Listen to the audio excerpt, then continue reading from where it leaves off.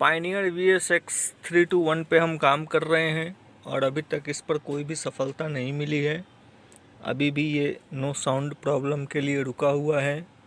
बहुत सारे पार्ट्स हमने चेंज किए हैं। पार्ट्स चेंज किए हैं मतलब कैपेसिटर चेंज किए हैं, रेजिस्टेंस चेंज किए हैं।